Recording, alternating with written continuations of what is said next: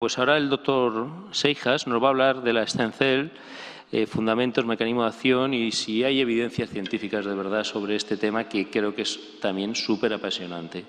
Gracias, Roberto, otra vez. Hola de nuevo a todos. Vamos a hablar de las stem cells y para ello empezaremos explicando que sobre las stem cells os voy a contar una cosa buena y una cosa mala. Esto es como los chistes. Empezaremos por la buena. Y la buena es lo que sabemos, básicamente. Lo que conocemos por stem cells, o las mesenquimal stem cells, las células madre mesenquimales, son células que están ubicadas en los pericitos, de hecho, y que si bien cumplen un principio inicial de barrera, de un efecto antibiótico, un efecto de inhibición de la cicatrización inicial, y sobre todo lo que hacen es crear un microambiente para favorecer su función principal, que es esta, que es la regeneración de los tejidos, fabricar hueso, fabricar cartílago, fabricar una serie de tejidos, siendo inicialmente estos pericitos y generando estos agentes bioactivos.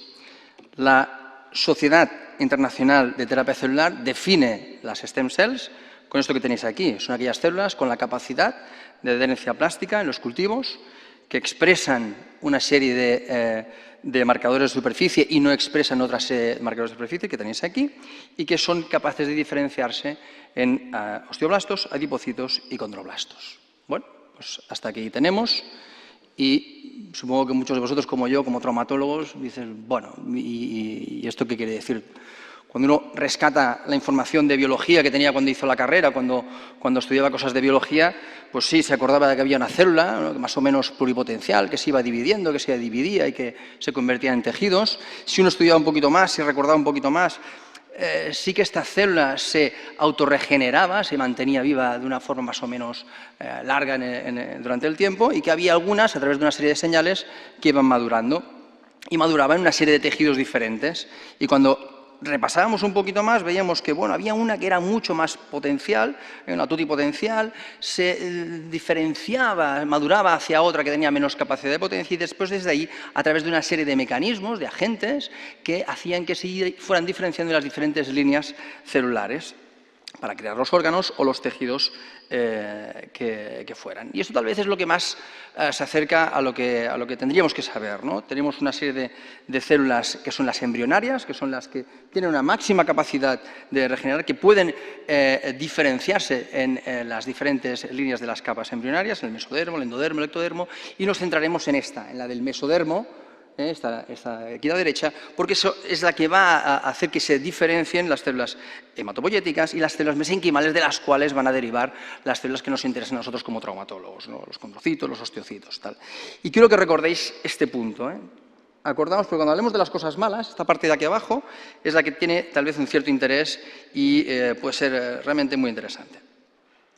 Bien, y cuando nos hablan de células madre, nos vienen a explicar esto de las células madre a nivel práctico qué es, ¿no? Pues básicamente nos encontramos dos tipos de células madre que la gente utiliza. Utiliza las que tenéis arriba, las que son expandidas, se cogen estas células y se expanden en el laboratorio, se cultivan, se genera un determinado número de células y estos se vuelven a introducir en el paciente, o las que no se expanden, que simplemente se concentran habitualmente de médula ósea o de tejido graso. Y eso en grandes rasgos es lo que nos vamos a encontrar y lo que se está trabajando sobre ello y lo que se está publicando sobre ello.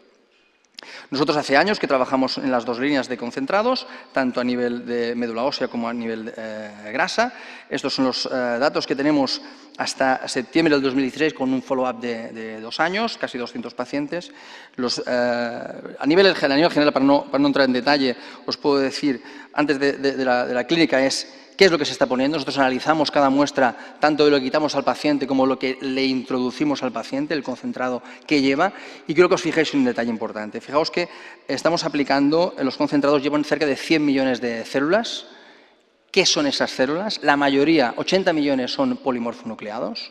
Y fijaos que células con capacidad progenitora es 1 millón solamente. De los 100 es 1 millón, 1%. Pero es que de las células que consideramos stem cells, las unidades formadoras de colonias, que son las que tenéis aquí abajo, fijaos, 3.000 células. Es decir, una cantidad ínfima es la que estamos aplicando cuando utilizamos concentrados.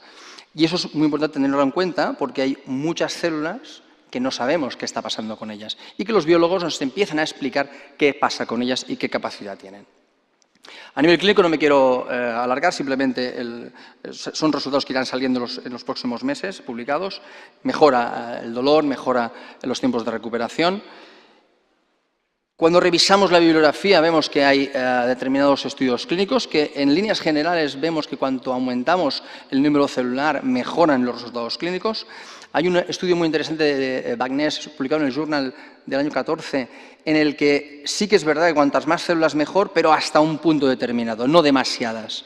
Habla que, por ejemplo, cuando hay resecciones de menisco, estos meniscos si se les aplica concentrado celular, célula madre, si se ponen demasiadas células madre no da buen resultado y si hay un aumento determinado de célula madre sí que nos da un buen resultado. A raíz de ese artículo teníamos un caso muy curioso de este paciente que se rompió un cruzado.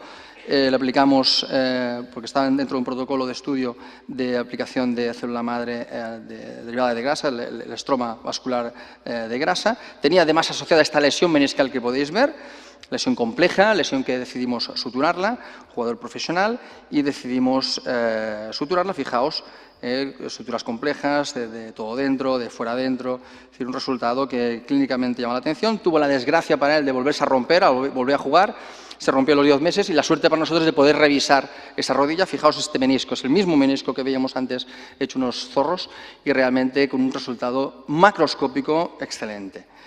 Eso nos dio que pensar también a nivel qué pasaba cuando se aplicaban estas terapias a tejidos como el menisco.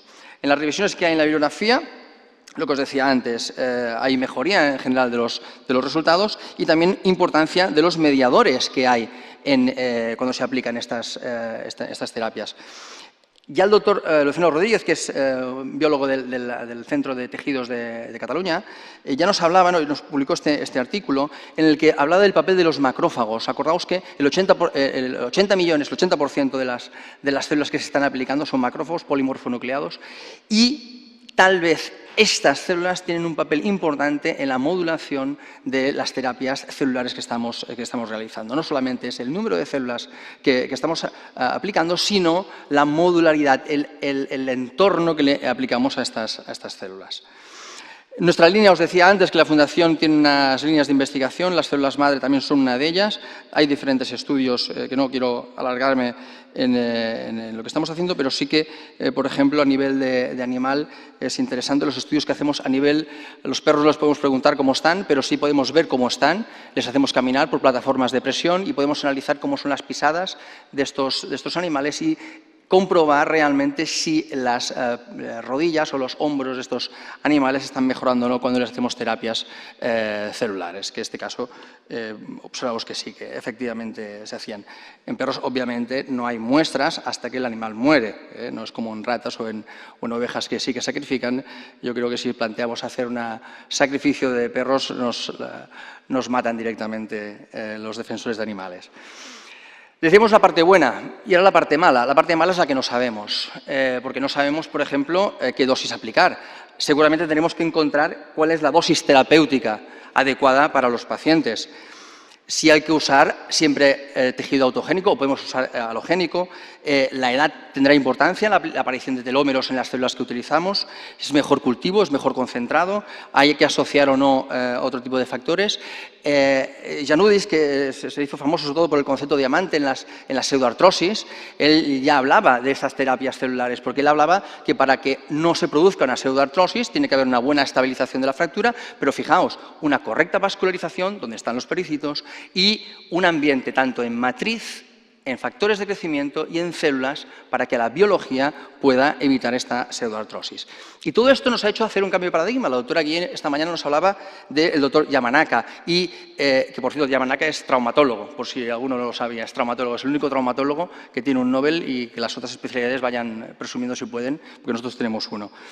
Describió y ha escrito muy bien esta mañana cómo se conseguían estas inducciones. Y es como echar atrás en el tiempo. Hablábamos antes de este esquema, os decía, acordaos, es echar hacia atrás. estos periodos de maduración, yo que dije biología, las células evolucionaban, iban madurando, pero no involucionaban. Y este paso es importante, no solamente en los estudios de Yamanaka, sino los indicios que nos dicen los biólogos, que no solamente porque las células más maduras pueden ser más inmaduras, sino que pueden derivarse de otras líneas, como las de línea hematopoyética, que las podemos convertir en cartílago.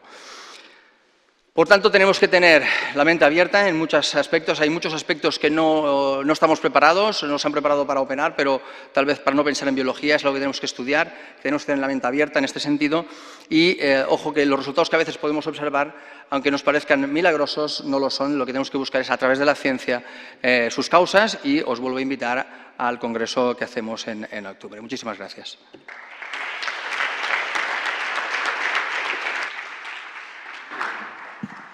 Muchas gracias, Roberto, y bueno, nos abres mil esperanzas oyéndote.